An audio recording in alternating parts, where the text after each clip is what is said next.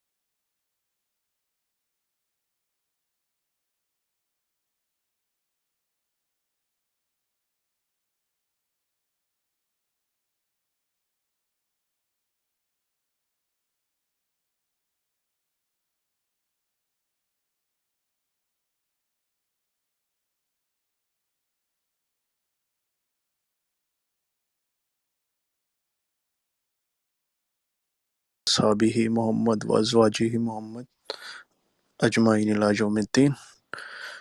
जी तो ज़रा भाई कैसे तबीयत है आपके? ज़रा भाई कैसे मिजाज हैं? First of all thank you so much ज़रा भाई टाइम निकालने के लिए। अस्सलाम वालेकुम। मुझे आपकी आवाज़ कम हो गई है, मैं एक दफ़ा दोबारा से इसको रीजॉइन जी जी करता ठीक है हूँ। ज़रा भाई आ जाए। ठीक है थैंक यू।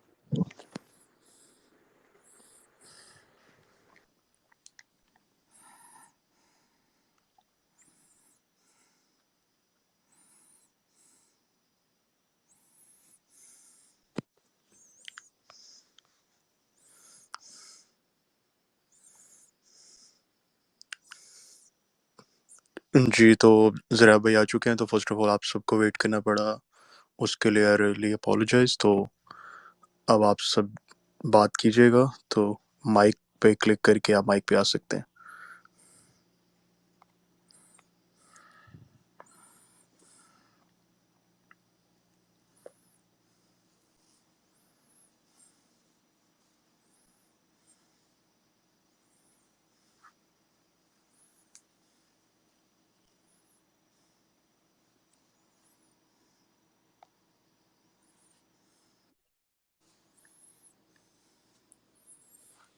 जी ज़रा भाई अब आवाज़ क्लियर है?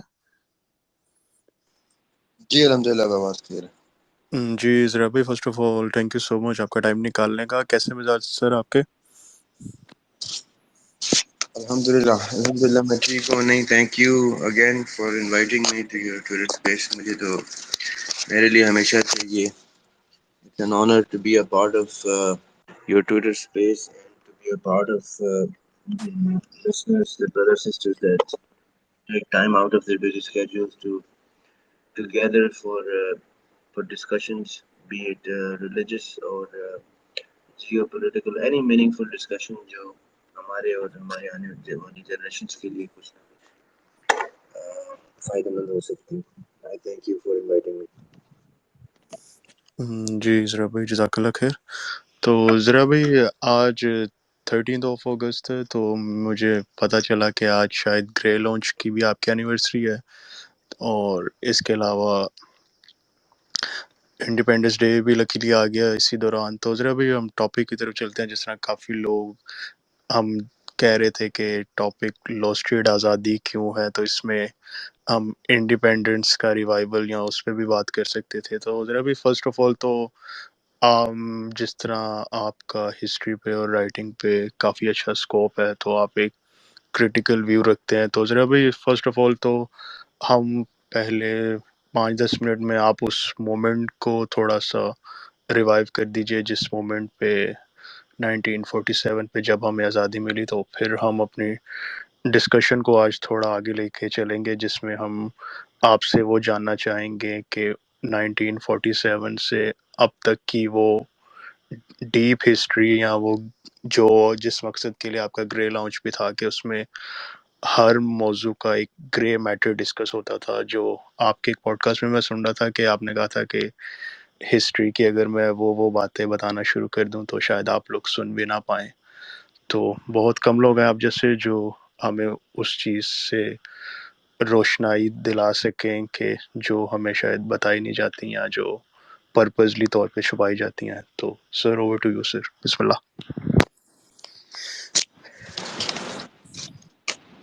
جی بسم اللہ الرحمن الرحیم. سب سے پہلے تو آپ سب لوگوں کو جہاں جہاں پاکستانی موجود ہیں جو اپنے آپ کو اس آئیڈینٹی کے ساتھ ایسوسیٹ کرتے ہیں، ان کو ہیپی انڈیپینڈنس ڈے، جو کل انشاءاللہ آج رات 12 بجے کے بعد اور کل انشاءاللہ سب لوگ انشاءاللہ دیکھیں گے. لیکن ساتھ ساتھ اس دن ہمارے اوپر کچھ بنیادی فرائض بھی اور ذمہ داریاں بھی آ جاتی ہیں. یعنی 100 سال پہلے 1923 میں جب یہ وقت چل رہا تھا، جب یہ کوششیں چل رہی تھیں اور اس طرح کے معاملات ڈسکس ہوتے تھے کہ Pakistan as such by name تو ایگزسٹ نہیں کرتا تھا، لیکن by Dzire, by want, by dream اور ہوپ، امید، اور اس طرح سے ایک پیس آف لینڈ کی صورت میں ایگزسٹ ضرور کرتا تھا لوگوں کے خواہشات میں، ان کے دماغوں میں، ان کے تصور میں، کہ کوئی ایسی جگہ ضرور کبھی اللہ ان کو یہ نصیب کرے جہاں پہ وہ باقاعدہ طور پہ اپنے عقیدے کی بیس کے اوپر اپنے دین کو پریکٹس کر سکیں، اپنے دین کی ان تمام چیزوں کو دیکھ سکیں جو وہ صرف پڑھ سکتے تھے. مثال کے طور پہ وہ داستانیں جو وہ پڑھتے تھے کتب میں، احادیث کے تھرو یا قرآن پاک کے تھرو یا اپنے اساتذہ کے تھرو، کہ ایک دور تھا جب مسلمانوں نے اپنی ایک ریاست بنائی تھی جہاں پہ اسلام کا سسٹم تھا، جہاں اسلام کا ایک ایسا نظام تھا جہاں پہ آقا علیہ الصلوۃ والسلام نبوت کے تھرو اور پھر ان کے وصال کے بعد خلفائے راشدین رضوان اللہ علیہم نے ایک اسلام کے نظام کو باقاعدہ طور پہ پریکٹس کیا، ان کو طریقہ کار سمجھایا کہ کس طرح سے اسلامی نظام رائج کیا جا سکتا ہے کسی ریاست میں. تو اس خطے میں چونکہ ایسا ممکن نہیں تھا آج سے 100 سال پہلے، تو ان خواہشات کو کہ کاش ان کو بھی کوئی ایسا خطہ ملے جہاں پہ وہ اسلام کا نظام قائم کر سکیں اور اس ایکسٹرنل آکوپیشن آف تھاٹ سے لبریٹ ہو سکے. آج اس کے 100 سال کے بعد یعنی 2023 میں ہم لوگ بڑے آرام سے اٹھتے ہیں، صبح فجر کی اذانوں کی آوازیں آتی ہیں، ہم فجر کی نماز کے لیے تیار ہوتے ہیں اس کے بعد ہم اسکولوں کالجوں وغیرہ میں جاتے ہیں تو وہاں پہ قومی ترانہ بھی سنائی دیتا ہے، حمد سے یا قرات سے یا نعت سے اسمبلی ہوتی ہے بچوں کی، بچے اکٹھے ہوتے ہیں، پھر قومی ترانہ گا کے یا بجا کے اس کو دن کو سٹارٹ کیا جاتا ہے۔ چونکہ ہمیں یہ سب کچھ سجا سجایا بنا بنایا مل گیا تو ہمیں اس چیز کا کوئی علم ہی نہیں، کہ علم بھی نہیں اور ادراک بھی نہیں، ہمیں کمپریہنشن بھی نہیں کہ کتنی مشکلوں سے اور کتنی قربانیوں سے یہ دن ہمیں دیکھنے کو نصیب ہو رہے ہیں، جو آج سے 100 سال پہلے پاسبل ہی نہیں تھے، 100 سال پہلے دکھائی بھی نہیں دیتے تھے، فقط ایک خواب سا، ایک ڈریم کی صورت میں ڈسکس کیا جاتا تھا کہ ایسا بھی ممکن ہو، کیا ایسا ممکن ہوگا، اور اگر ہے ممکن تو اس کے لیے کیا کیا کرنا پڑے گا۔ اور 100 سال پہلے زیادہ پرانی بات نہیں ہوتی، مطلب کہ آپ اپنے ہی گھر میں کسی بزرگ سے پوچھیں تو وہ آپ کو بتانا شروع کر دیں گے کہ آج سے 100 سال پہلے فلاں فلاں چیزیں ہوتی تھیں، یا انہوں نے کیا کیا اپنے بچپن میں دیکھا۔ میں اکثر جہاں بھی مجھے کوئی بزرگ مل جاتے ہیں جن کی ایج 100+ ہوتی ہے یا 100 کے قریب ہوتی ہے، تو میں ان سے پوچھنا شروع کر دیتا ہوں کہ آپ کو پاکستان کی، کیونکہ 1947 سے لے کے اب تک کے جو 75 یعنی ایک 80-90 سالہ شخص جو آپ کی فیملی میں دادا ابو کی صورت میں یا کسی صورت میں موجود ہوں، تو وہ آپ کو اپنی میموری سے بہت کچھ بتانا شروع کر دیں گے کہ ایسا تھا، ایسا تھا، ویسا تھا۔ لیکن افسوس کی بات یہ ہے کہ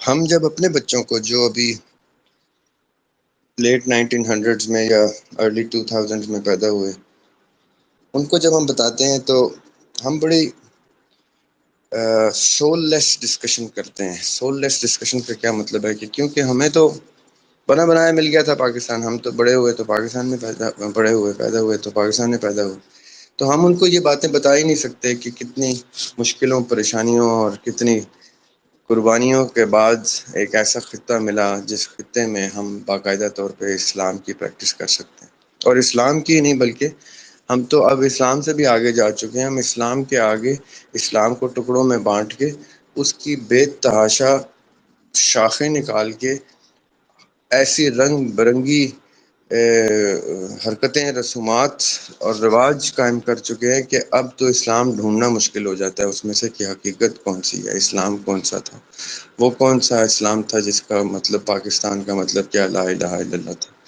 وہ کون سے لوگ تھے جو تمام مسالک سائٹ پہ کر کے اکٹھے ہو گئے تھے اور 100 سال پہلے ہی، کچھ 70-80 سال پہلے ہی اپنے تمام مسالک سائٹ پہ کر کے ایک مذہب کے نام کے اوپر ایک خطہ لے چکے تھے۔ اب تو یہ بات ہی ایک فیری ٹیل لگتی ہے کہ کیا یہ سنی اور شیعہ بھی اکٹھے ہو سکتے تھے؟ کیا سنیوں میں سنی اور بریلوی بھی اکٹھے ہو سکتے تھے؟ کیا یہ اہل حدیث اور دیوبند والے لوگ بھی اکٹھے ہو سکتے تھے؟ یہ تو پاسبل ہی نہیں لگتا۔ یہ تو نماز ساتھ میں پڑھنے کو کفر سمجھتے ہیں، یہ تو آگے امام کے ان کے فرقے کا نہ ہو، ان کے مسلک کا نہ ہو، ان کی طریقت کا نہ ہو تو اس نماز کو یہ غارت کر دیتے ہیں۔ تو یہ کون لوگ ہیں جو ہم دیکھ رہے ہیں؟ وہ کون لوگ تھے جو اکٹھے ہو گئے تھے؟ میں نے پاکستانیوں کو صرف انڈیا پاکستان کے میچ کے اوپر اکٹھے ہوتے دیکھا ہے، آپ نے بھی شاید انڈیا پاکستان کے میچ پہ ان کو اکٹھے ہوتے دیکھا ہے، اور کسی چیز میں یہ اکٹھے نہیں ہوتے، ساتھ برداشت نہیں کرتے اپنا ایک دوسرے کے ساتھ، یہ اس طرح سے یکجا نہیں ہوتے کسی کاز پہ، سوائے ایک ٹی وی کے اوپر لگے ہوئے انڈیا پاکستان کے میچ پہ یہ اکٹھے ہوتے ہیں، اور کسی چیز پہ میں نے ذاتی طور پہ اپنی 40-45 سالہ زندگی میں یہ چیز نہیں دیکھی، اور نہ مجھے کوئی ایسا خام خیالی ہے کہ میں دیکھوں گا ان کو کبھی آئندہ بھی اکٹھے ہوتے سوائے انڈیا پاکستان کے میچ کے۔ نہ یہ ایک دوسرے کے گھر میں بہن بیٹی کی شادی کے، یعنی ایک شیعہ کے گھر میں ایک سنی لڑکی کا جانا یا ایک سنی لڑکے کے گھر میں ایک شیعہ لڑکی کا آنا، یہ اس طرح کے معاملات سے لے کے ان کی نمازوں سے، ان کی رسومات سے، ان کی تمام تر طور طریقوں سے پتہ چل جاتا ہے کہ اقبال نے جو قومی نظریہ دیا تھا، اب اس کا سیکول آئے گا تو وہ کچھ 6 قومی نظریہ آئے گا، اور اگر اس کا بھی آگے کوئی سیکول آئے گا تو وہ کوئی 72-73 فرقوں کی قوموں کے نام پہ کوئی نظریہ آئے گا تو آئے گا۔ اب اس 2 قومی نظریہ جس میں ہندو اور مسلمان کو سیپریٹ کیا گیا تھا، جس کی بیس پہ یہ خطہ تخلیق کیا گیا تھا، وہ کانسیپٹ اب فقط ایک فیری ٹیل بن کے رہ گیا۔ اس لیے جب بھی 14 اگست آتا ہے تو مجھے تو سڑکوں پہ ہلڑ بازیاں اور شور شرابہ اور ڈسکمفرٹ، پیس کی دھجیاں اڑانا، لوگوں کو تنگ کرنا، اور اس کے علاوہ تو اس قوم کا کوئی بھی کوئی ڈپکشن نظر نہیں آتی۔ آپ کو اگر نظر آتی ہے تو شاید آپ لوگ کسی بہتر لینس سے دیکھتے ہیں پاکستان۔ مجھے تو ابھی میں گاڑی ڈرائیو کر رہا تھا تو مجھے ہر جگہ سے یہی کال آ رہی تھی کہ بھائی جلدی سے جہاں پہ بھی ہو کسی سیف جگہ پہ پہنچ جاؤ، کیونکہ پاکستانی سڑکوں پہ آنے لگے ہیں۔ اور جب پاکستانی سڑکوں پہ آ جاتے ہیں 13 اگست کو، تو وہ ان جانوروں سے بھی بدتر ہوتے ہیں جو سٹیمپیڈ میں جب جانوروں کی بھگدڑ مچتی ہے تو وہ اندھوں کی طرح بھاگتے ہیں جانور، اس کو سٹیمپیڈ کہتے ہیں انگلش میں۔ اس میں بڑے بڑے جانور مر جاتے ہیں، اس میں ہاتھی بھی نیچے آ جائے تو مر جاتا ہے، اس میں کوئی بھی چیتا شیر بھی آ جائے تو سٹیمپیڈ کی نظر ہو جاتا ہے۔ تو یہ جب 13 اگست کو یہ سٹیمپیڈ ابھی کھل جائے گا، ابھی اگلے گھنٹے ایک میں وہ سٹیمپیڈ ان جانوروں کو سڑکوں پہ آزاد کر دے گا، جو جانور سڑکوں پہ ایسے نکلیں گے کہ آگے کسی کی بہن بیٹی بچہ کچھ ہو۔ میرے گھر میں خاص طور پہ سختی ہے ہمیشہ سے کہ کوئی شخص 13 اگست کو رات کو باہر نہیں نکلے گا، کیونکہ اس وقت سڑکوں پہ وہ جانور پائے جاتے ہیں جو کچھ بھی کر سکتے ہیں، جو اگر گاڑی میں تو آپ کے اوپر سے گاڑی گزار سکتے ہیں، جو اگر موٹر سائیکل میں تو آپ کو تنگ کر سکتے ہیں، چھیڑ سکتے ہیں، آپ کے اوپر کوئی نہ کوئی پٹاخے اور بارود اور اس طرح کی کوئی چیز پھینک سکتے ہیں، یا کچھ نہیں تو آپ کو گالی گلوچ اور الٹی سیدھی باتیں کر سکتے ہیں۔ اس لیے کوئی شریف شخص اپنے گھر کو خاص طور پہ انسٹرکشنز دیتا ہے کہ 13 اگست کی رات سے لے کے 14 اگست کی رات تک اس ملک کی سڑکوں پہ شریف زادیاں گھروں میں رہیں، شریف زادیاں سڑکوں پہ نہ نکلیں، شریف زادے سڑکوں پہ نہ نکلیں، ورنہ ایک ان نون ہجوم آئے گا جس کو جو پتہ نہیں کون سے گھروں کا ہے، کیونکہ میں تو جس گھر میں بھی فون کرتا ہوں کہتے ہیں ہم اس رات کو باہر جانا مناسب نہیں سمجھتے۔ یہ پتہ نہیں کون سے گھروں کے جانور آزاد ہوتے ہیں جو آ کے سب ان لوگوں کی آزادی کو بند کر دیتے ہیں، اسے ایک رات کے لیے سب شرفا کی آزادی بند کر دیتے ہیں، ان کو قید کر کے ثابت کرتے ہیں کہ اس رات صرف ہم یہ جانور آزاد ہیں۔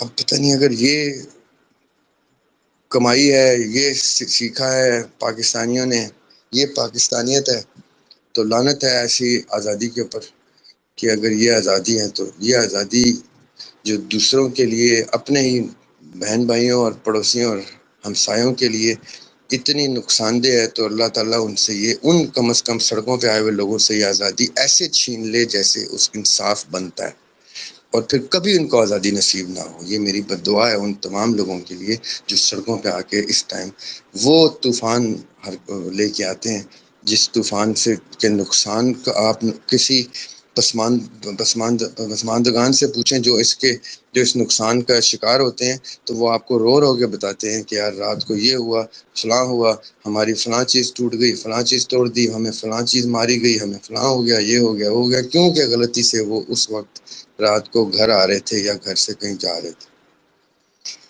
یہ آزادی قطن نہیں ہے، نہ یہ 100 سال پہلے اگر اس ٹائم دیکھی جاتی تو ان لوگوں نے کہنا تھا کہ یار ہم باز آئے ایسی آزادی سے، اگر یہ کچھ کرنا انہوں نے آزاد ہو کے۔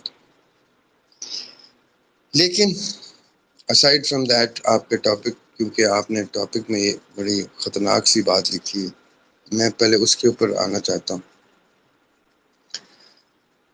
لبرٹی اور انڈیپینڈنس میں ایک تھوڑا سا فرق ہوتا ہے۔ پاکستان کو انڈیپینڈنس ملی ٹیکنیکلی 1952 میں، 1948 میں نہیں، 1952 تک پاکستان یو کے کی ڈومینین سے آزادی لے رہا تھا۔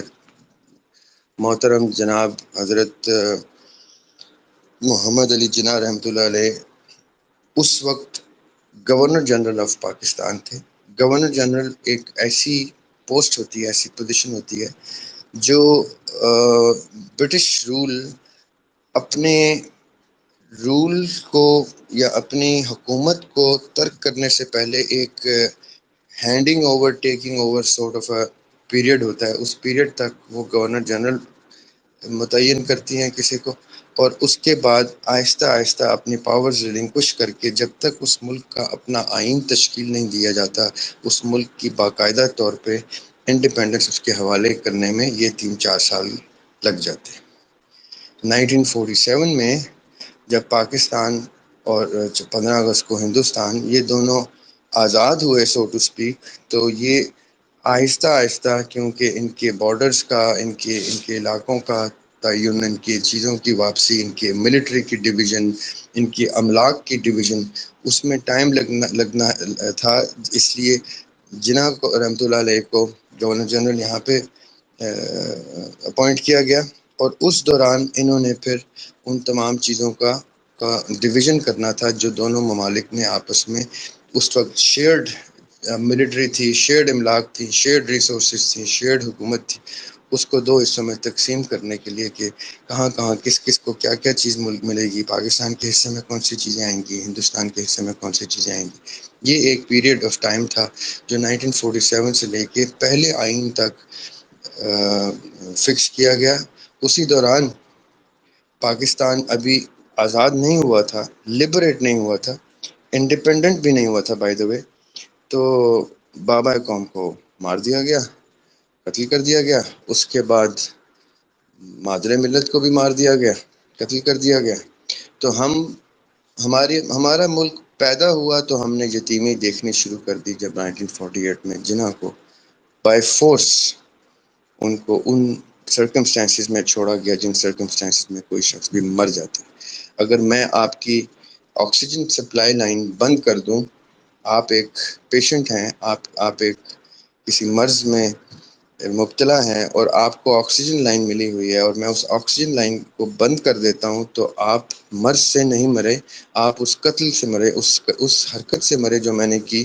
وہ اقدام جن کے تحت آپ کی موت واقع ہوئی، وہ اقدام قتل ہے. وہ اگر میں نے کیا ہے تو میں اس کا قاتل ہوں. اور آپ یہ نہیں کہہ سکتے کہ پھر اس شخص کا انتقال اس مرض سے ہوا. آپ یہ کہہ سکتے ہیں کہ اس مرض کو استعمال کیا گیا، لیکن اس کی وجوہات، موت کی وجوہات جو ہیں، وہ اسباب جو ہیں وہ کچھ اور تھے. تو اسی طرح جناح کو قتل کیا گیا، اور وہ اسباب ہم ڈسکس کر سکتے ہیں جب بھی آپ آن لائن دیکھ سکتے ہیں. تو انٹرنیٹ پہ ماشاءاللہ کھلا یہ چیز پڑی ہوئی ہے.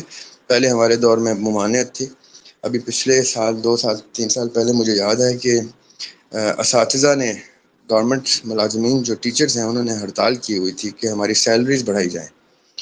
تو میں نے بڑا اس کو کینلی آبزرو کیا. تو بیچ میں ایک جگہ ٹیچرز کے کسی مجمع میں کسی ٹیچر نے ایک پلے کارڈ اٹھایا ہوا تھا، اور اس کے اوپر لکھا ہوا تھا ہماری مانگیں پوری کی جائیں ورنہ ہم بچوں کو اصلی والا مطالعہ پاکستان پڑھا دیں گے. What they meant to say is what the textbook board teaches Pakistan is not facts, is not the truth. وہ سچ یا حقیقت نہیں ہے. وہ ٹوسٹڈ ریالٹی ہے جو ہمیں بتائی جاتی ہے کہ ہم نے یہ لالی پاپ کھلانا ہے، یہ فیری ٹیل سنانی ہے، یہ کینڈی رکھنی ہے. بچوں کو حقیقت بتائی تو بچے پریشان ہو جائیں گے. مجھے یاد ہے کہ میں پنڈی کے سب سے فائنسٹ اسکول سے پڑھا ہوں. اس وقت سب سے فائنسٹ اسکول تھا صدیق پبلک اسکول. اور صدیق پبلک اسکول میں بھی جب ہم پڑھ رہے تھے تو ہمیں 14 اگست 1947 سے پہلے تک کے تمام خوبصورت اور بھیانک تمام قصے سکھائے جاتے تھے، پڑھائے جاتے تھے، اور سبجیکٹ کا نام تھا مطالعہ پاکستان. لیکن 1947 14 اگست کے بعد سے لے کے ایک بھی قصہ نہیں سنایا جاتا تھا. تو پتہ نہیں وہ کیسا مطالعہ پاکستان تھا.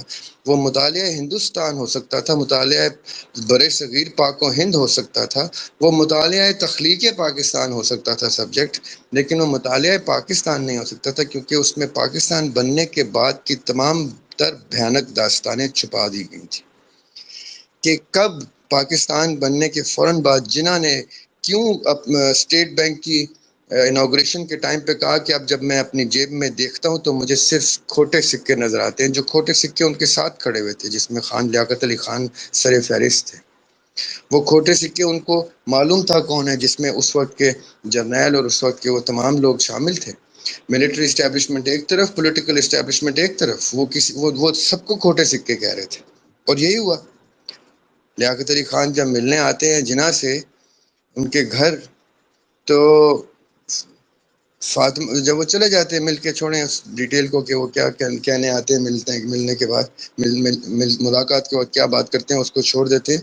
وہ جب چلے جاتے ہیں تو فاطمہ جناح رحمۃ اللہ علیہ پوچھتی ہیں کہ why did they come to meet you Mr. Jinnah. He smiles. ان کے چہرے پہ ایک مسکراہٹ ہوتی ہے اور وہ کہتے ہیں they did not come to meet me, they just came to saw how long will I be living for. کہ مجھے مرنے میں کتنا وقت رہ گیا ہے، وہ یہ خالی یہ دیکھنے آئے تھے، وہ مجھے ملنے نہیں آئے تھے. اب ایسے کھوٹے سکے جن کو آپ اور میں، ہمارے پاکستانیت جن کو اپنی کتابوں میں یا اپنے کاغذوں میں یا اپنی تعلیمات کے مطابق ہم ان کو کوئی بہت سپرلیٹو ڈگری پہ رکھتے ہیں، یہ وہ لوگ تھے جنہوں نے ہمارے بابا قوم اور ہمارے مادر ملت کے قتل میں پوری طرح سے اپنا اپنا کردار ادا کیا. یعنی وہ لوگ جنہوں نے ہمارے ماں باپ کو قتل کیا، وہ جب ہمارے سروں پر مسلط کر دیے گئے تو اس کے بعد انہوں نے جو کہا، جیسا کہا ویسا چھپا، ویسا پڑھایا گیا، ویسا سکھایا گیا، اور پھر اس کے بعد کیسی قوم کی تعمیر ہوئی وہ قوم آپ کے سامنے ہے. ابھی رات کو نکل کے دیکھ لیں تاکہ یہ نہ لگے کہ زریاب ایسے ہی بہت نیگیٹو یا کرٹیکل باتیں کرتا ہے. 13 اگست کی رات کو دیکھ لیں ان سڑکوں پہ نکل کے کہ جب قاتل، ماں باپ کے قاتل جب ہائی جیک کر لیتے ہیں آپ کی آزادی کو، آپ کی لبریشن کو، آپ کی انڈیپینڈنس کو، تو کس قسم کی قوم جنم دیتے ہیں. وہ آپ 13 اگست کی رات سڑکوں پہ، اسلام آباد کی کیپٹل کی سڑکوں پہ دیکھ سکتے ہیں کہ جو قاتلوں کی بنائی ہوئی حکومت جب کسی قوم پر مسلط ہوتی ہے تو کس قسم کی قوم کو وہ جنم دیتی ہے، تخلیق کرتی ہے. اس قوم کا تشخص کیا ہوتا ہے، اس قوم کی اس کی آئیڈینٹی کیا ہوتی ہے، اس کی حقیقت کیا ہوتی ہے، وہ 13 اگست کی رات پہ کیپٹل آف پاکستان اسلام آباد کی سڑکوں پہ آپ کو نظر آ جائے گی. اگر یہ بابا قوم اور مادر ملت، ان کی بنائی ہوئی قوم، ان کے بنایا ہوا ویژن، ان کا بنایا ہوا کانسیپٹ یہ قتل نہ ہوتے اور ان کے ہاتھ میں ہی رہتی حکومت اور یہی لے کے چلتے، تو آئی ایم پریٹی شیور کہ یہ حرکتیں نہ ہمیں دکھائی دیتی سڑکوں پہ جو حرکتیں ہمیں ابھی ان قاتلوں کے بعد کی حکومتوں کی دکھائی دیتی ہیں. اب پلیز اس ٹویٹر سپیس میں یہ مت پوچھیے گا بیوقوفوں کی طرح کہ اچھا آپ کہہ رہے ہیں قاتل، تو قاتل کون تھے؟ مجھ سے ہمیشہ سب یہی پوچھتے ہیں قاتل کون تھے. آپ اپنے دنیا جہان کی ریلیجن کی آیتیں نکالنے کے لیے گوگل میں آپ کشٹ اٹھا لیتے ہیں، آپ اپنے اوپر بوجھ لے لیتے ہیں، لیکن جب یہ ڈھونڈنا ہوتا ہے کہ ماں باپ کا قاتل کون ہے تو وہ صرف دریاب ہاشمی سے پوچھتے ہیں. آپ اگر دریاب ہاشمی کو اتنا غم تھا ماں باپ کے مرنے کا اور اس نے ریسرچ کر کے دیکھ لیا کہ نام لے لے کے دیکھ لیا اور نام لیے بھی کئی پوڈ کاسٹ میں کہ قاتل کون تھے، تو آپ بھی تھوڑی سی محنت کر لیں. نہیں کچھ جاتا، تھوڑی سی انگلیاں تھک جائیں گی ٹائپ کرنے سے، تھوڑا سا انٹرنیٹ خرچ ہو جائے گا آپ لوگوں کا. ریسرچ کر کے دیکھیں، آپ کے سگے ماں باپ قتل ہوئے ہوتے تو آپ دریاب ہاشمی سے نہ پوچھ رہے ہوتے، آپ ڈھونڈ کے نکال کے سڑکوں پہ لے کے آ چکے ہوتے ان کو. آپ ان کو قبروں سے بھی نکال کے ان کے ڈھانچے چوک پہ لٹکا چکے ہوتے کہ اگر آپ اپنے سگے ماں باپ کے قاتلوں کو ڈھونڈ رہے ہوتے. چونکہ صرف دریاب ہاشمی کو وہ تکلیف ہوتی ہے کہ وہ جناح اور مادر ملت کو آج تک گنتا ہے. ان کو اس رات کو آپ انڈیپینڈنس مناتے ہیں، میں ان کی برسی منا رہا ہوتا ہوں کیونکہ اس رات کے بعد ہی وہ ہائی جیک ہونا ان کا پلان شروع ہوا تھا. تو میں تو اس اسکیم کو آج رات کی اسکیم بناتا ہوں کہ 14 اگست کی رات کو اسکیمرز نے پہلے سے طے کرنا شروع کر دیا تھا کہ اب آزادی ملنے لگی ہے، اب ان دونوں بزرگان کو کس طرح سے قتل کرنا ہے، کس طرح سے تذلیل کرنی ہے، ان کی کس طرح سے ان کو ڈیفیم کرنا ہے. یہ ساری چیزیں انہوں نے اس رات سے پلان کرنی شروع کی تھی. تو میرے لیے تو یہ 14 اگست صرف اور صرف اپنے ماں باپ کے قاتلوں کو اپنے دماغ میں لا کے اس کو برسی کنسیڈر کر کے میں تو مسلسل ریسرچ میں اور پلان میں اور اسٹریٹجی میں آتا ہوں کہ میں نے ان قاتلوں کو ٹھکانے کیسے لگانا ہے، میں نے اپنے ماں باپ کا بدلہ کیسے لینا. اس لیے آپ لوگ بھی یہ کیجیے گا، مجھ سے یہ مت پوچھیے گا کہ قاتلوں کا نام کیا ہے، کیونکہ اگر مجھ سے کوئی پوچھتا ہے اور میں نام بتا دیتا ہوں تو وہ اپنا نام بھی لکھوائے، مجھے کسی کاغذ پہ اپنی ساری ڈیٹیل لکھوائے، مجھے اپنا پلان بتائے اور مجھے یہ بتائے کہ کتنے عرصے میں وہ کیا کر لے گا اگر میں نام بتاتا ہوں، تب میں ان کو نام بھی بتا دوں گا، ان کو ایڈریس بھی بتا دوں گا کہ کہاں کہاں پائے جاتے ہیں وہ تمام قاتلین جنہوں نے ہمارے ماں باپ کو قتل کیا تھا۔ میں ان کے بچوں کے نام بھی بتا دوں گا، یہ بھی بتا دوں گا کون کون سی پوسٹ پہ کہاں کہاں بیٹھے ہوئے کیا کیا کر رہے ہیں، حکومت کے کون سے اداروں میں، پرائیویٹلی کون سے اداروں میں کیا کیا کر رہے ہیں، میں سب کچھ آپ کو بتا دوں گا، اس صورت میں کہ اگر آپ اس کو جاننے کے بعد ان کو سڑک پہ لانے کے کا تہیہ کرتے ہیں، کوئی عہد کرتے ہیں میرے ساتھ۔ ایسے ہی پوچھنا just for the fun of it, for the shake of it, یہ گفتگو مت کیجیے گا، کیونکہ یہ بڑی سیریس نائٹ ہوتی ہے۔ جس طرح محرم کا ایک ایسپیکٹ مجھے بڑا ایک سیریس فیز میں رکھتا ہے کہ میں نان سیریس اور فولش گفتگو برداشت نہیں کرتا، اس طرح میں 14 اگست کی رات کو بھی کسی قسم کی نان سیریس سوال آپ لوگوں کے برداشت نہیں کروں گا۔ پھر میرے ایٹیٹیوڈ پہ پلیز کوشچن مت کیجیے گا کہ یہ بدتمیز شخص ہے یا بدلحاظ شخص ہے یا یہ منہ پھٹ ہے یا ایسا ہے ویسا ہے۔ یہ وہ رات ہے جس رات آپ لوگوں نے اپنے بچوں کو بتانا ہے کہ بچوں، ہمیں جو اللہ سبحانہ وتعالیٰ نے لبرٹی دینی تھی، لبریشن دینی تھی، جو فرسٹ سٹیپ آف انڈیپینڈنس کے بعد ہمیں ملنی تھی، اس رات پلاننگ اسٹریٹجی شروع ہو گئی تھی۔ بچوں کو یہ بتانا ہے کہ 14 اگست سے پلاننگ ان کی شروع ہو گئی تھی اور 1 سال کے اندر انہوں نے بابا قوم کو قتل کیا، اور پھر اس کے بعد ودن فیو ایئرس مادر ملت کو تذلیل کیا، سڑکوں پہ لا کے تذلیل کیا اور ان کو گھر میں گھس کے قتل کیا، اور اس کے بعد ہماری لبرٹی کبھی بھی ہمیں نصیب نہیں ہوئی، لبریشن ہمیں کبھی نصیب نہیں ہوئی۔ وہی قاتل مسلط رہے، وہ قاتل پیدائشی طور پہ ویسے ہی غلام تھے، اسی لیے انہوں نے ایک ماسٹر چنا، ایک اپنا مالک، رب کے علاوہ ایک بندے کو، ایک گروپ آف پیپل کو اپنا مالک مانا، اپنا خالق مانا، اپنا رازق مانا، اپنا سب کچھ مان کے ان کی عبادت شروع کی، ایک فیک گاڈ اسٹیبلش کیا، اور اس فیک گاڈ اسٹیبلش کرنے کے بعد کی وجہ سے پاکستان میں کبھی بھی اسلام کا سسٹم نافذ نہیں ہو سکا۔ میں نے اکثر ہمارے واٹس ایپ گروپس میں ایک ڈاکیومنٹ شیئر کیا ہے جس میں جناح رحمۃ اللہ علیہ کی گفتگو ہے پیر آف مانکا شریف کے، ان کی تمام گفتگو اور پوری میٹنگ کا پورا ڈاکیومنٹ میں نے آپ لوگوں سے شیئر کیا ہوا ہے واٹس ایپ گروپ میں۔ وہ ڈاکیومنٹ کسی بھی گرے لاؤنجر سے پوچھ لیجیے گا، تمام گرے لاؤنجرس کے پاس انشاءاللہ وہ موجود ہوگا، وہ آپ ان سے لیجیے گا، اس میں دیکھیے گا کہ جناح رحمۃ اللہ علیہ نے کس طرح تمام کے تمام علماء اور مشائخ کو اکٹھا کیا تھا، اور ان کو اکٹھا کر کے یہ کہا تھا کہ ریلیجن والا کانسیپٹ، ریلیجن والی سائڈ آپ دیکھیں گے، آپ تمام کے تمام جید علماء اکٹھے بیٹھ کے ایک سسٹم بنائیں گے جس میں شیعہ سنی کو آپس میں کوئی اعتراض نہیں ہوگا، وہ اکٹھے بیٹھ کے شریعہ نظام شریعت کا ایک ماڈل تیار کریں گے، چاہے اس میں ٹائم لگے، چاہے اس میں ڈسکشنز لگیں، چاہے اس میں پیسہ لگے، کچھ لگے۔ جناح رحمۃ اللہ علیہ نے یہ ڈسکشن اس کاغذ میں لکھی ہوئی ہے کہ وہ یہ سارا کچھ انہی مشائخ کی مشورے کے بعد اسلام کا سسٹم پاکستان میں شریعت کے نام سے لے کے آئیں گے۔ اس لیے آپ کے پی ٹی آئی کے جو بھی لیڈرز جو فولش ترین گفتگو کرتے ہیں ٹی وی پہ آ کے، عمران خان سے لے کے نیچے تک، اور پھر پی ڈی ایم کے لیڈرز اور وہ ساری کی ساری پارٹیز کے لیڈرز جو آ کے کہتے ہیں کہ جناح نے پاکستان کو ایک سیکولر اسٹیٹ بنانا تھا، یہ کاغذ پیر آف مانکا شریف والے ڈسکشن والا کاغذ ان تمام عمران خان سے لے کے تمام لوگوں کے منہ پہ ایک تماچا بن کے سنائی دے گا، آپ کو دکھائی دے گا جب آپ وہ ڈاکومنٹ پڑھیں گے کہ جناح رحمۃ اللہ علیہ نے یہ ملک صرف اور صرف اسلام کے نظام شریعہ کے لیے اس ملک کی انڈیپینڈنس کی بیس کھڑی کی تھی۔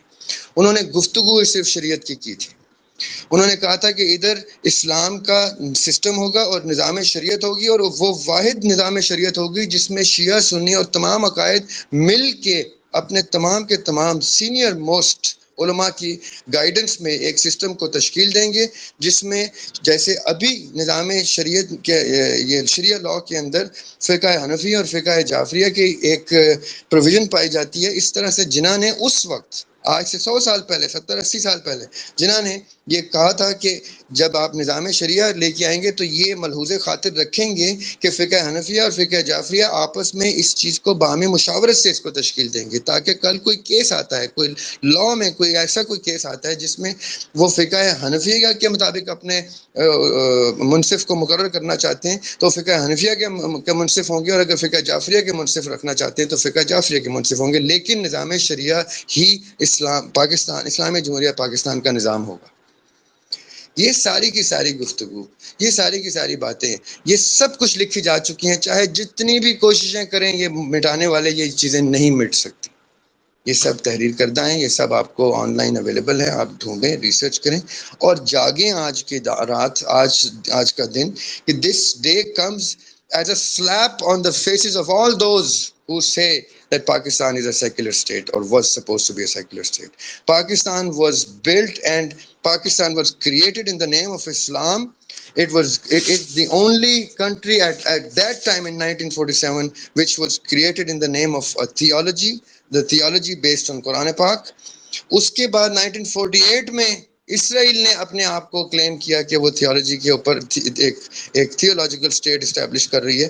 یہ انہی دونوں سٹیٹس نے ہی اینڈ میں آ کے، یہ میں آپ کو ابھی سے بتا دیتا ہوں کہ اینڈ میں آ کے یہی دو سٹیٹس جو اپنے آپ کو تھیولوجیکل سٹیٹس کہتی ہیں، انہی کی جنگ ہونی ہے، انہوں نے ہی لڑنا ہے اور انشاءاللہ اسلام کا ہی بول بالا ہونا ہے، اسلام نے ہی فتح نصرت لینی ہے، کیونکہ وہ فیک تھیولوجی کے اوپر کھڑے ہیں۔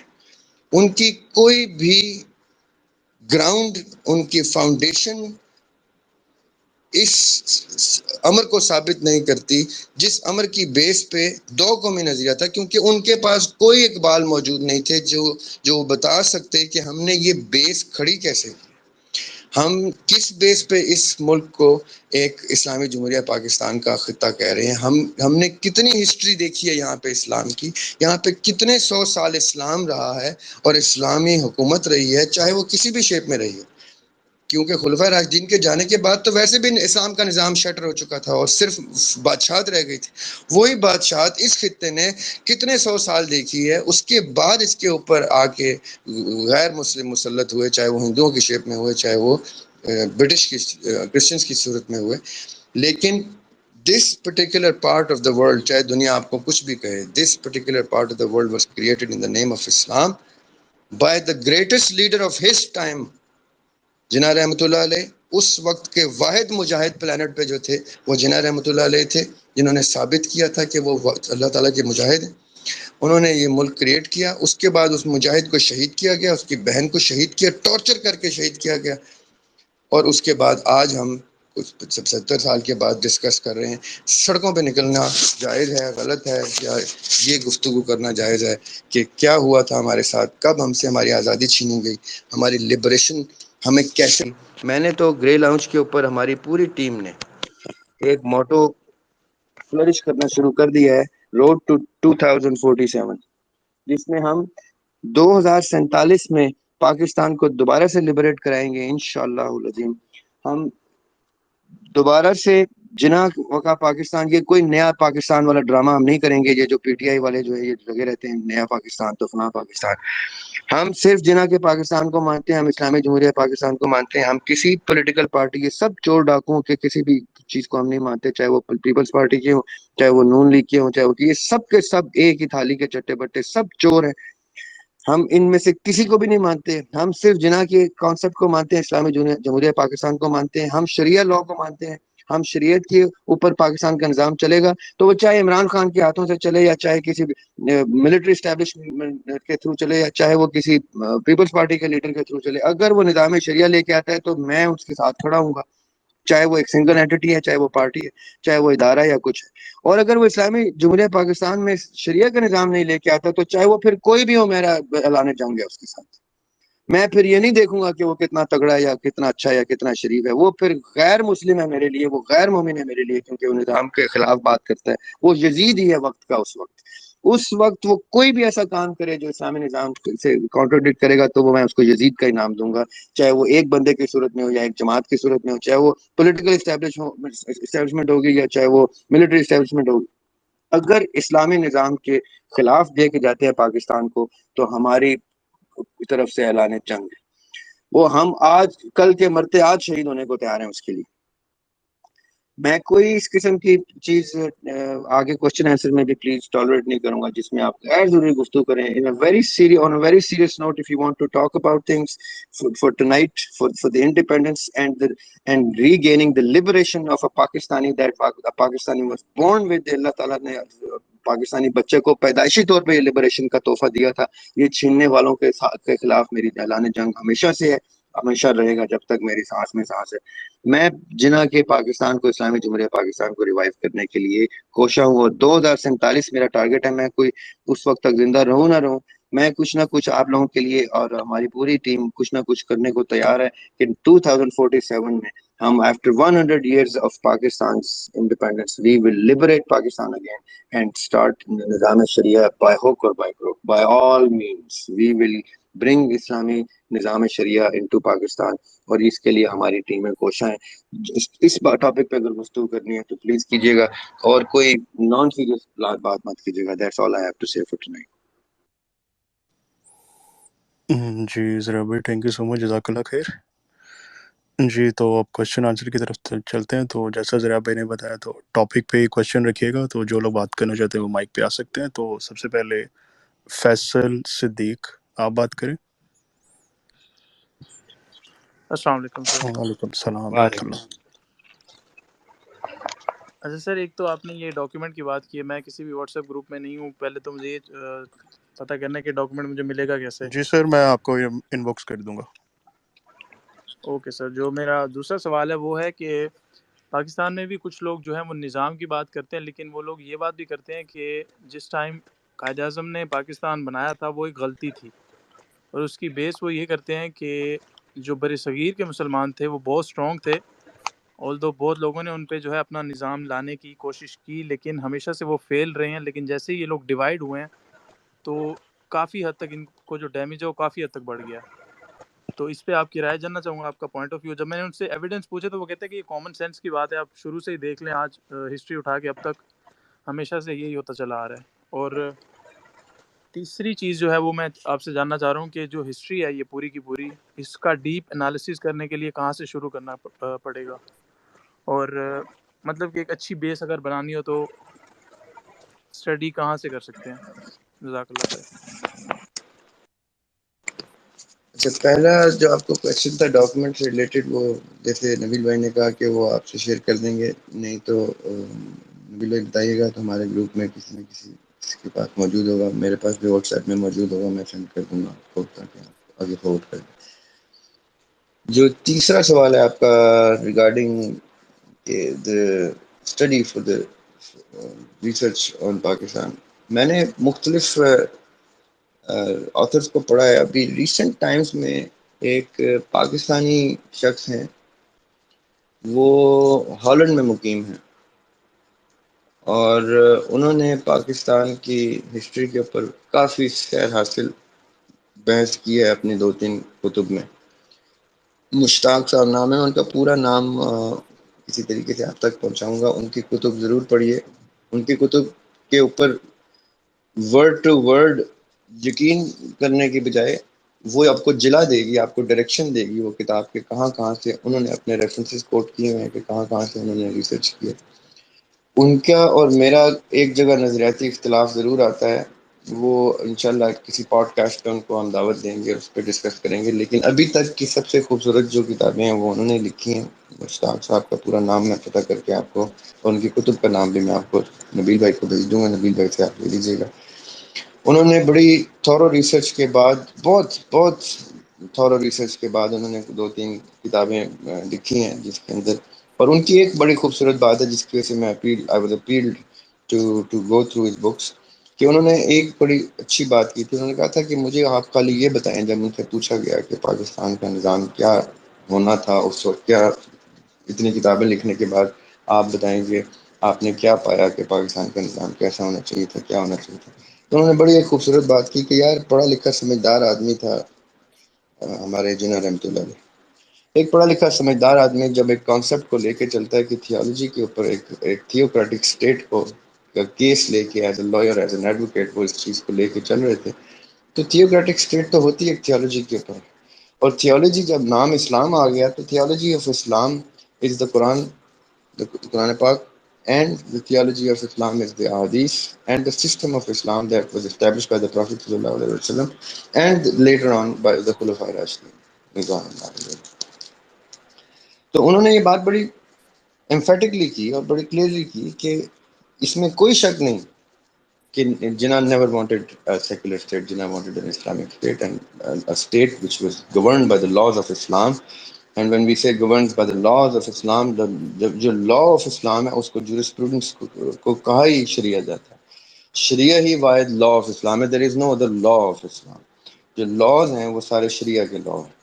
So it is a given by a historian, Mushtaq Sahab himself. Also, when I go through all these books, اور میں آپ کو بتاتا ہوں کہ آپ ادھر سے ہی سٹارٹ لیجیے گا مشتاق صاحب کی کتب سے، اس کے بعد ان کے ریفرنسز کو ذرا آپ خود سے اس کی تصدیق میں جائیں گے تو آپ کو بہت کچھ مل جائے گا، بڑا انٹرسٹنگ چیزیں مل جائیں گی. دوسری چیز یہ جو ڈاکیومنٹ، جو آپ کا پہلا سوال تھا، وہ ڈاکیومنٹ جو آپ پڑھیں گے پیر مانکا شریف والا، تو وہ ڈاکیومنٹ بھی آپ پڑھیں گے تو اس میں لسٹ میں نام ہیں بہت سے ایسے جید علماء کے جو اس وقت کے ٹاپ کے علماء تھے اور تمام فقہ کو ریپرزینٹ کرتے تھے، یہ نہیں کہ کسی ایک فقہ سے تعلق تھا ان کا. اور اس کے پیرلل میں مودودی صاحب کی کیونکہ آلریڈی ایک بڑی کاوش چل رہی تھی، ان کا بڑا اسلامی نظام کے اوپر بڑی وہ الگ سے بحث ہے، گفتگو الگ سے ٹاپک ہے، وہ کر رہے تھے. اور مودودی صاحب نے بڑا کلیئرلی جناح کو اپوز کیا ہوا تھا اس ٹائم، کیونکہ مودودی صاحب بھی اس چیز کو مانتے تھے کہ مسلمان ایک قوم ہے، ان کو ریاست میں کی آئیڈینٹی مت دیں.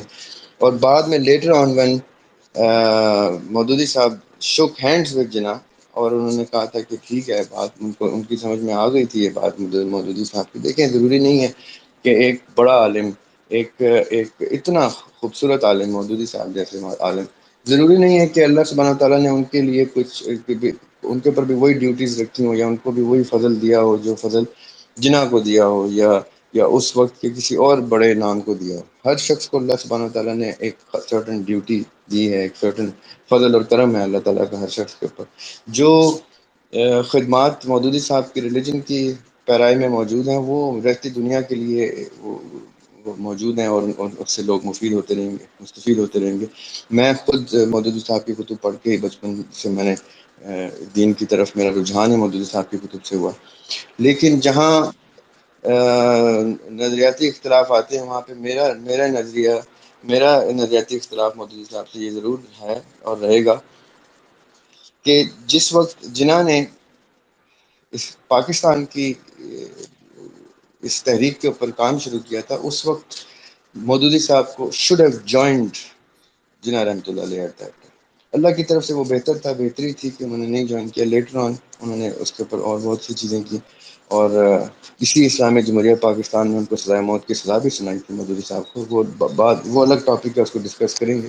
بٹ دا پوائنٹ از کہ certain things اب ہم پڑھتے ہیں later on after 100 years 75 years 80 years تب ہم پڑھتے ہیں تو ہم سوچ سکتے ہیں کہ کاش اس وقت یہ ایسا ہوا ہوتا تو ایسا ہو جاتا، ویسا ہوا ہوتا ویسا ہو جاتا. لیکن ایٹ دیٹ مومنٹ اس وقت کا وائزسٹ ڈیسیجن ہوتا ہے انسان کا. وہ مودودی صاحب کا جو ڈیسیجن تھا وہ ظاہر ہے کسی نہ کسی بیس کے اوپر تھا. جناح کا جو ڈیسیجن تھا وہ کسی بیس پہ تھا، اور ان کے اختلافات بھی آپس میں کسی نہ کسی اپنی سالڈ وزڈم کی بیس کے اوپر تھا. ایسا نہیں تھا کہ وہ کسی بائسنس کے شکار تھے. یہ دونوں بائسنس سے مبرہ شخصیات تھے، یہ دونوں انتہائی خوبصورت شخصیات تھیں. دونوں کی بالکل ڈفرینٹ لیگ تھی، ڈفرینٹ اور نقطۂ نظر تھا، ڈفرینٹ لائف سٹائل تھا، لیکن دونوں ہی اللہ کے مجاہد تھے. دونوں ہی اللہ تعالیٰ کے نظام کے لیے کچھ اپنے اپنے طریقے سے کوشاں تھے.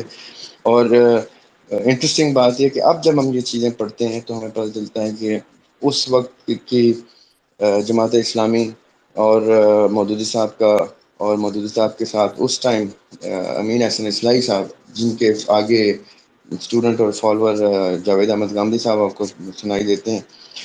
حالانکہ امین احسن اصلاحی صاحب اور مودودی صاحب کے ریلیجن کے اوپر باقاعدہ طور پہ دو مختلف روڈز ہیں، parallel roads, but never unite. دونوں کا تھاٹ ہی دونوں کی الگ ہے، دونوں کی انٹرپریٹیشن آف دین ہی الگ ہے.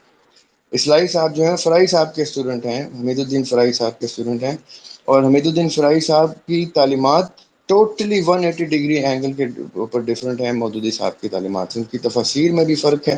جو حمید الدین فرائی صاحب کی تفسیر ہے وہ بیسکلی ان کی تفسیر کم ہے, اصلاحی صاحب کی زیادہ ہے. 18-19 صورتیں کی تھی, تفسیر لکھی تھی فرائی صاحب نے, تو فرائی صاحب کا انتقال ہو گیا تھا, تو پھر اس کے بعد اصلاحی صاحب نے وہ تفسیر لکھی تھی. لیکن انٹرسٹنگ بات یہ ہے کہ یہ اپوزٹ تفسیر والے دو گروپ جماعت اسلامی میں اکٹھے ہو گئے تھے. مودودی صاحب کے رائٹ ہینڈ تھے اصلاحی صاحب, جو ریلیجن میں تو بیسکلی ان کے ساتھ مختلف نقطہ نظر رکھتے تھے, باقاعدہ مختلف نقطہ نظر رکھتے تھے, یعنی ایک ہی صورت کی تفسیر میں آپس میں بحث کی ان دونوں کے. لیکن جماعت اسلامی کی جب تشکیل ہوئی تو یہ اکٹھے پائے گئے, یہاں تک کہ اصلاحی صاحب نے مودودی صاحب کو وہاں ڈیفینڈ کیا جہاں پہ ان کی ڈیفینس میں کوئی بھی کھڑا نہیں ہوتا. لیکن جب آتی تھی بات ریاست کی, جماعت اسلامی کی, ان چیزوں کی, تو یہ یکجا تھے. اور اسی طرح بعد میں later on how and when they accepted and joined Jinnah and shook hands with him, what he achieved is a great achievement جو اللہ تعالیٰ نے تحفے میں عنایت کی ان کو ان کی کاوشوں پہ. اور اس کے بعد مودودی صاحب joined restarted his campaign for نظام اسلامی ود ان پاکستان. وہ ایک خوبصورت الگ سے ہسٹری کی چیزیں جو آپ نے پڑھنی ہیں وہ آپ مودودی صاحب کی اور جماعت اسلامی کی ہسٹری پڑھیں گے تو اس میں بھی آ جائیں گی یہ پاکستان کا سارا یہ فیز. اور جب مشتاق صاحب کی کتاب پڑھیں گے آپ, روڈ ٹو پاکستان, اور پتہ نہیں ایسی کوئی دو کتابیں, تو وہ جب آپ میں ان کے ریفرنسز آپ کو بھیج دوں گا تو آپ کو بہت سی انٹرسٹنگ ڈیٹیلز ملیں گی جس میں آپ کا سیکنڈ کوسچن بھی ایڈریس ہو جائے گا, جو آپ کا سیکنڈ کوسچن تھا. کیونکہ آپ نے بالکل ٹھیک بات کی کہ آپ کے دوست نے آگے سے آپ سے کہا کہ کامن سینس کی بات ہے. جب آپ نے ریفرنس سے کچھ چیز پوچھی تو انہوں نے کہا کامن سینس کی, تو کامن سینس کو ہی میٹر رکھیے گا.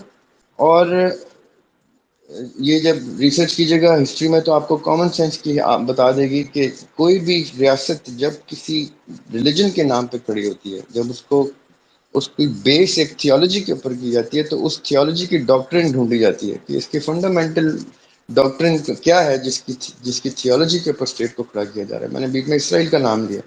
اسرائیل اپنے آپ کو تھیوکریٹک اسٹیٹ کی بیس کے اوپر مسلط کیے ہوئے ہے فلسطین کے اوپر, کیونکہ وہ کہتے ہیں کہ اس کی تھیولوجی جو ہے وہ بائبل سے ہے, اور بائبل کے مطابق یہ ریجن جو ہے وہ جیوز کے لیے. تو وہ اپنے ڈاکٹرن اور فنڈامنٹلز بائبل سے نکال کے فلسطین کے اوپر اپنے آپ کو مسلط کر کے یروشلم کے اوپر قابض ہیں. اور اس کو پھر کبھی ڈسکس کریں گے کہ اس میں کتنے فلاز اور کتنی ویکنیسز ہیں ان کی اس کانسیپٹ کے اوپر. اور پاکستان وہ دوسری اسٹیٹ ہے جو پہلی اسٹیٹ ہے, 47 میں پاکستان اور 48 میں سم ویئر اسرائیل نے اپنا جھنڈا گاڑا تھا.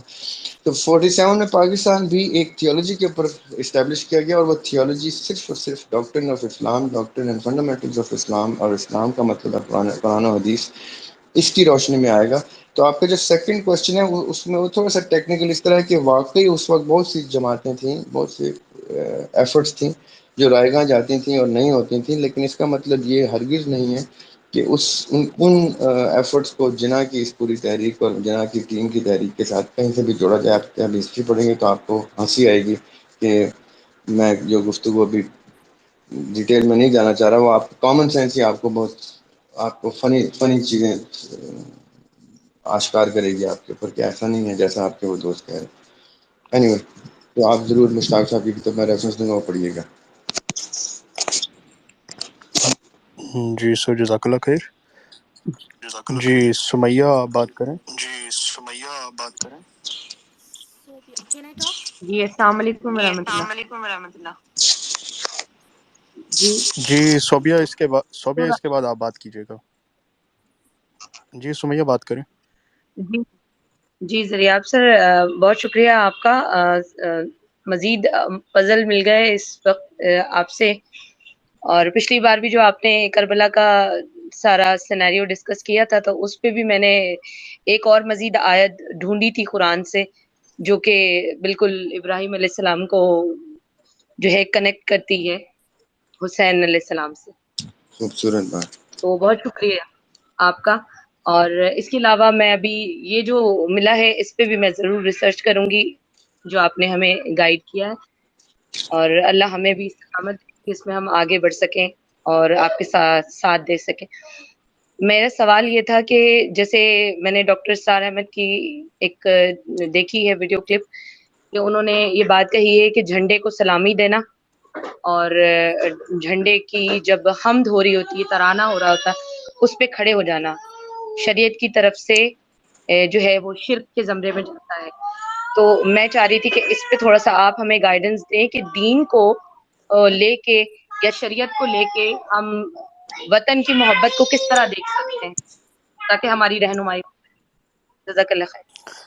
بارک اللہ فیک. جی ذرا بھائی میں ایک چیز آپ کو ایڈ کر دیتا ہوں کہ یہ کافی ٹرینڈ کر رہی تھی ابھی یہ ویڈیو، وہ ڈاکٹر اسرار صاحب کا ایک چھوٹا سا کلپ کاٹ کے نا وائرل ہو رہا تھا، جس میں وہ کہہ رہے تھے کہ جھنڈے کو سلامی دینا شرک ہے اور ترانے پہ کھڑا ہونا شرک ہے. تو اس پہ کافی لوگ آپس میں بحث کر رہے تھے، تو آپ اس موقع پہ موجود ہیں تو آپ اس پہ بہتر کلیئرنس دے دیں گے کہ ایکچوئل میں شرک ہوتا کیا ہے، اور کیا یہ واقعی میں جو سلامی دے رہا ہوتا ہے تو وہ اس زمرے میں شرک کر رہا ہوتا ہے کہ جس زمرے میں ہم اللہ پاک کی ذات کو لیتے ہیں. تو جی سر پلیز. یہ بڑا انٹرسٹنگ اور کامن کوشچن ہے یہ کہ ملک کی وطنیت کی دین میں کیا حیثیت ہے. ایک تو یہ سائیڈ ہے اس کوشچن کی. دوسری سائیڈ جو جھنڈے والی ہے، دیکھیں ڈاکٹر اسرار احمد رحمۃ اللہ علیہ، اللہ تعالیٰ ان کے درجات بلند کرے، is one of my teachers. یہ بھی جسٹ کوئک بیک گراؤنڈ کے ڈاکٹر اسرار احمد بھی مودودی صاحب کے فرنٹ رنر تھے جماعت اسلامی کے، اور لیکن بعد میں ڈاکٹر اسرار احمد کے کچھ نظریاتی اختلافات تھے مودودی صاحب سے، جس کی وجہ سے انہوں نے جماعت اسلامی سے بیسکلی تھے کچھ ڈفرینسز، جس کی وجہ سے انہوں نے جماعت اسلامی کو ترک کیا.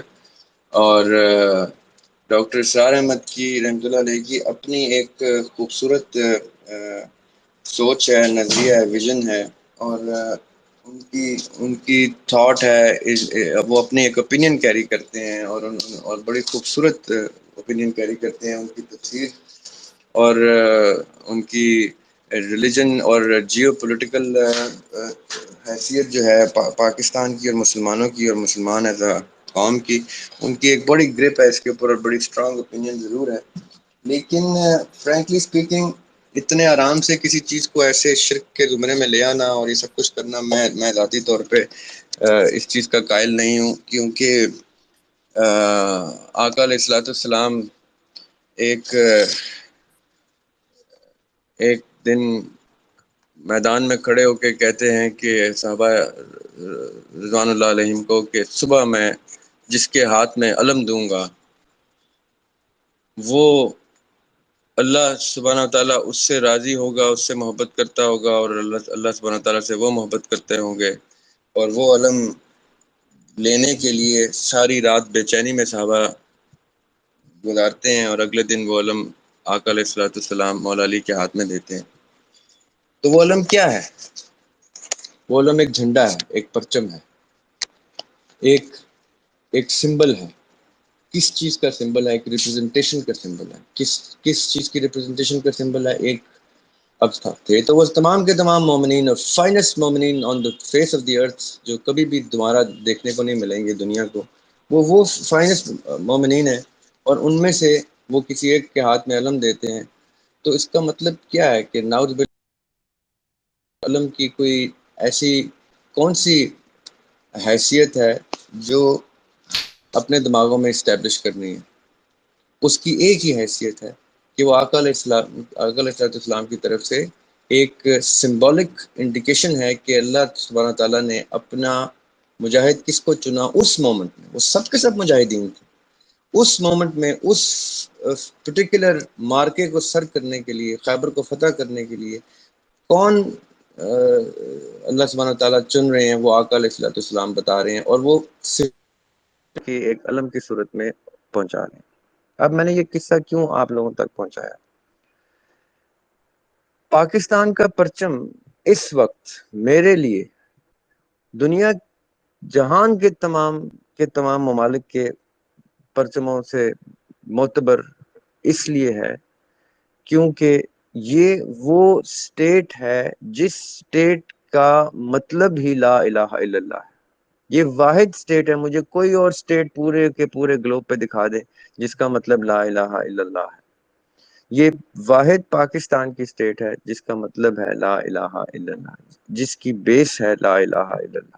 تو میں اس پرچم کو اس علم سے تشبیہ ضرور دے سکتا ہوں کہ اگر آج میں نے وہ علم ڈھونڈنا ہے تو مجھے وہ علم جو ہے وہ پاکستان کی صورت میں نظر آتا ہے, پاکستان کے پرچم کی صورت میں نظر آتا ہے. ہاں, اس میں کوئی شک نہیں کہ یہ علم ان ہاتھوں میں نہیں ہے جن ہاتھوں میں ہونا چاہیے, یا وہ ہاتھ اس کو تھامے ہوئے نہیں ہے جو ہاتھ اس کو ڈیزرو کرتے ہیں.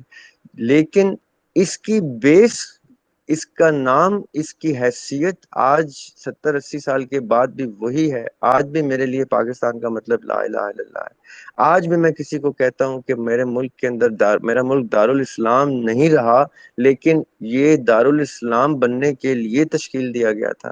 آج بھی میں یہی کہتا ہوں کہ میری باقی کی زندگی میں وقف کر دوں اس کو دارالاسلام بنانے کے لیے. میں غزوہ ہند کو جب بھی حدیث کی روشنی میں پکچر کرتا ہوں تو میں پاکستان کو اس میں ایک وائٹل رول پلے کرتا ہوا دیکھنا چاہتا ہوں, اور میں سمجھتا ہوں کہ اس میں پاکستان وائٹل رول پلے کرے گا, اور یہی علم ہوگا, یہی پرچم ہوگا. اور اس کے مقابل میں یہ پرچم اگر سرنگوں ہوگا تو سوائے مہدی علیہ السلام کے علم کے آگے اور کسی کے آگے سرنگوں نہیں ہوگا, کیونکہ اسی پرچم نے جوائن کرنا ہے اس علم کو جو علم اہل بیت کے اس وقت کے ریپرزینٹیو مہدی علیہ السلام نے آ کے اپنے علم کے تھرو بلند کرنا ہے. اب واپس آتے ہیں آپ کے کوشچن پہ کہ ڈاکٹر اسرار کی ویڈیو وائرل ہو رہی ہے کہ جس میں وہ کہہ رہے ہیں پرچم کو سلامی دینا شرک ہے, فلاں شرک ہے. تو دیکھیں, آپ کا دین آپ کے عمل اور آپ کے عمل آپ کے نیت کے اوپر بیسڈ ہے. میں اگر پرچم کو سلوٹ کرتا ہوں یا میری ملٹری کا آدمی پرچم کو سلوٹ کرتا ہے تو اس کے سلوٹ کا مقصد پرائیڈ کے علاوہ اور کچھ بھی نہیں ہے. اس کے سلوٹ کا مقصد خدا نہ خواستہ یہ نہیں ہے کہ اس نے اس پرچم کو کوئی گاڈلی ڈگری دے دی ہے یا کوئی ایسا کوئی سند دے دی ہے جس سند کے اوپر وہ شرک کا مرتکب ہو گیا. ایسا کچھ بھی نہیں ہے. یہ پاکستان کا آئین ہے کہ اسلام کا جو حاکمیت ہے جو ہے وہ صرف اللہ سبحانہ وتعالیٰ کی ہوگی اس ملک میں.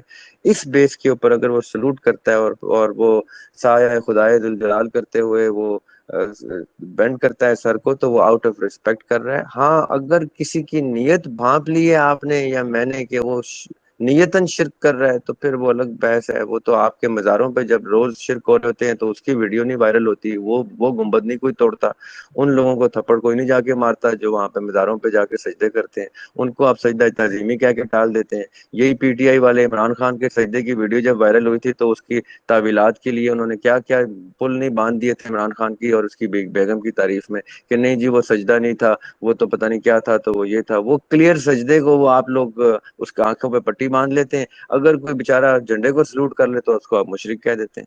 یہ اس قسم کی ہپوکریسی, اس قسم کی دو نمبری اپنے دل و دماغوں سے نکالیں. انما الاعمال بالنیات. اگر کوئی شخص نیت ہی شرک کی رکھ کے کر رہا ہے تو اس میں 150 چیز کو سلوٹ کرنا شرک نہیں ہے.